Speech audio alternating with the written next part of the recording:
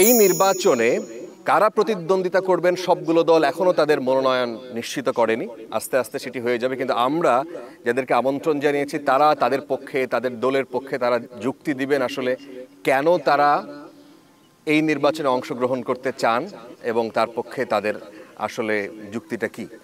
আমি শুরুতেই আমার ঠিক ডান পাশে রয়েছেন জনাব ফরহাদ হোসেন আজাদ। আমি যদি আপনার কাছে আসি, আপনি একটু বলবেন যে কেন মনে করেন যে আপনার দল এবং আপনার দল কেন এগিয়ে এই জেলায়, এবং আপনার স্যাক্রিফাইসটা কি আসলে, বিশেষ করে গত 15-17 বছরে আওয়ামী লীগের সময়ে বিশেষ করে আপনার অবদানটা কি ছিল? আমার দল জাতীয়তাবাদী দল বিগত দিনে যখনই অবাধ সুষ্ঠু নিরপেক্ষ নির্বাচন হয়েছে, প্রত্যেকটি নির্বাচনে এই পঞ্চগড় জেলার 2টি আসনেই জয়লাভ করেছে। যখন একটি সময় বাংলাদেশের সমস্ত বিএনপি অফিসগুলো বন্ধ করা হয়েছিল, সেই সময় কিন্তু আমাদের পঞ্চগড় জেলা অফিস আমরা খোলা রেখেছিলাম।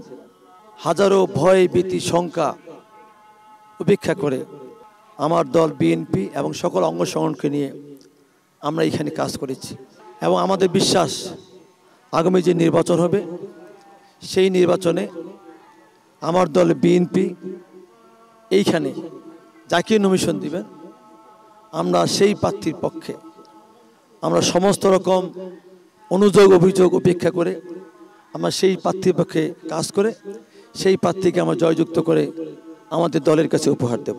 আচ্ছা, আমরা একটু পরের জনের কাছ থেকে শুনি। জনাব সাজিদুর রহমান সাজু, আহ্বায়ক গণসংহতি আন্দোলন।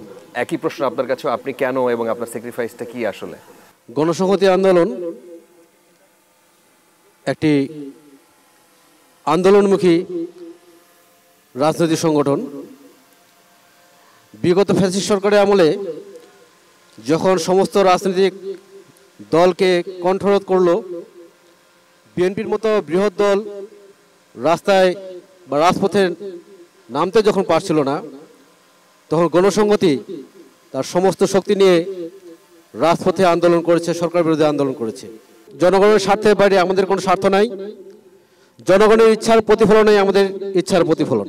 সেই জনগণের ইচ্ছার প্রতিফলন বাস্তবায়নের জন্য গণসংহতি আন্দোলন এবারে নির্বাচনে যাবে। ব্যাপক কর্মসংস্থান সৃষ্টি করা এবং কর্মসংস্থানের মাধ্যমে সকল রকম খুন, রাহাজানি, চুরি, ছিনতাই, মাদক এবং অন্যান্য যে সামাজিক অবক্ষয় রয়েছে সেগুলো দূর করা আমাদের হচ্ছে প্রধান এজেন্ডা। আচ্ছা, এই এজেন্ডা বাস্তবায়ন করার জন্য আমরা একটু পরের জনের কাছ থেকে শুনে আমরা আসবো, এসব আলোচনায় আসবো। মোহাম্মদ মাহফুজুর রহমান। পঞ্চগড় জেলায় আমরা 2018 কোটা সংস্কার আন্দোলনের পর গণ অধিকার পরিষদ 2021-এ যখন প্রতিষ্ঠিত হয়, তারপর থেকে আমরা পঞ্চগড় জেলার মানুষের বিভিন্ন কষ্ট, বিভিন্ন সমস্যা নিয়ে কাজ করছি, আন্দোলন করছি। আমরা পঞ্চগড়ের মানুষের স্বাস্থ্যসেবা নিয়ে বারবার আন্দোলন করেছি, অনশন করেছি। তেঁতুলিয়ায় ড্রেজারের মাধ্যমে পাথর উত্তোলন নিয়েও আমরা আন্দোলন করেছি, এর জন্য আমার মামলা হয়েছে। ইদানিং বেশ কিছু বিষয় আছে, চা পাতার যে সমস্যা ছিল সেটা নিয়েও আমরা আন্দোলন করছি। আমরা যে কাজ করছি এটা পঞ্চগড়ের মানুষ হারে হারে জানে, এবং আগামী নির্বাচনে পঞ্চগড় একের মানুষ আমাদেরকে ভোট দিয়ে ইনশাল্লাহ নির্বাচিত করবে। মোহাম্মদ শামসুজ্জামান নয়ন।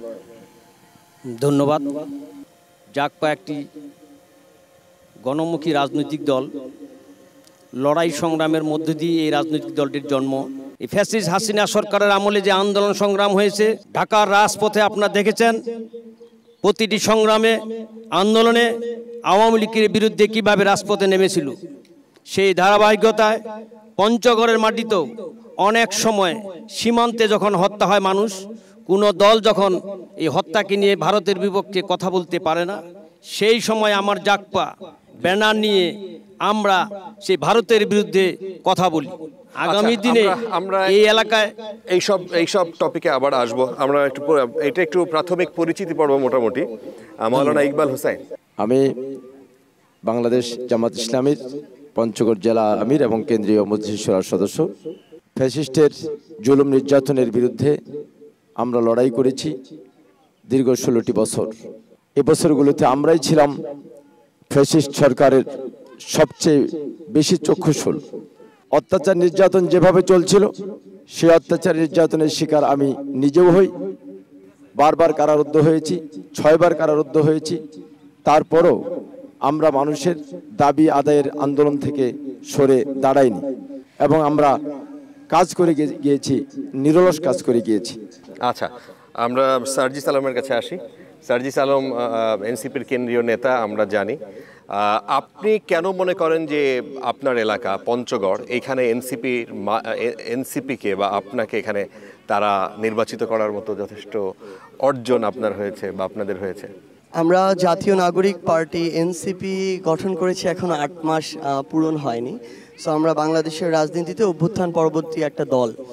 আমরা যদি জেলা ভিত্তিক কিংবা কেন্দ্রীয়ভাবেও ভাইদের মতো আমাদের এই সুযোগটা হবে না যে দীর্ঘ 15-20 বছরের আমরা দলগতভাবে যে আমাদের ত্যাগ বা আমাদের যে স্ট্রাগল এগুলো বলার, কিন্তু আমরা এইটুকু আমাদের জায়গা থেকে বলতে পারি যে যখন বাংলাদেশের মানুষ আসলে এটা ভাবা বন্ধ করে দিয়েছে যে শেখ হাসিনা বাংলাদেশে তার ক্ষমতা থেকে সরবে, কিংবা যখন বাংলাদেশের মানুষ এটা মনে করে নিয়েছিল যে শেখ হাসিনার মৃত্যু ছাড়া তাকে সরানোর কোনো উপায় নেই, ঠিক তখনই যে অল্প কিছু তরুণ দেয়ালে ঠেকে যাওয়া পিঠ আবার পিছন দিকে ঘুরিয়ে আবার সামনের দিকে বাংলাদেশের মানুষকে ডাকা শুরু করে এবং রাজপথে নামে কোটা সংস্কার আন্দোলন থেকে গণঅভ্যুত্থানের ডাক দেয়। যাদের উপরে আস্থা রেখে বাংলাদেশের প্রজন্ম, নাগরিক সবাই রাস্তায় নেমে আসে, আমরা তাদেরই একজন। আমরা কখনো এই ক্রেডিটের খেলায় যাব না যে কে কম কে বেশি, কিন্তু আমরা এইটুকু আমাদের জায়গা থেকে বলবো যে যখন আমাদের প্রয়োজন ছিল তখন ওই ডিজিএফআইয়ের আয়নাঘর কিংবা ডিবির ওই কারাগার কিংবা অন্যান্য গোয়েন্দা সংস্থার যতই চাপ থাকুক না কেন, কিংবা গণভবন থেকে কল, কোনো কিছুই আমাদেরকে আমাদের লক্ষ্য থেকে, আপোষহীনতা থেকে ন্যূনতম বিচ্যুত করতে পারেনি। আমরা আমাদের জায়গা থেকে এইটুকু বলতে পারি যে বিগত 7-8 মাসের এক্সপেরিয়েন্সে আমরা আমাদের জায়গা থেকে সর্বোচ্চভাবে চেষ্টা করেছি নিজের জেলার যে যৌক্তিক বিষয়গুলো সেগুলো নিয়ে কথা বলার, যেখানে সুযোগ আছে সাথে সাথে সেই বিষয়গুলো আদায় করে নেয়ার, এবং আমরা এটুকু বলতে পারি যে আগামীতে আমরা কি করতে চাই এবং আমাদের ওই কমিটমেন্টের জায়গাটা আমরা জনগণের সামনে তুলে ধরব।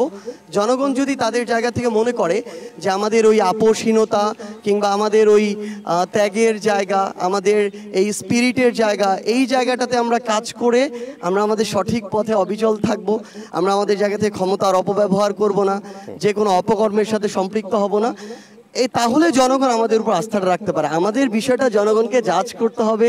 আমরা আমাদের সামর্থ্যের সবটুকু সকল ধরনের দুর্নীতি এবং অপকর্ম থেকে দূরে থেকে আমরা করব।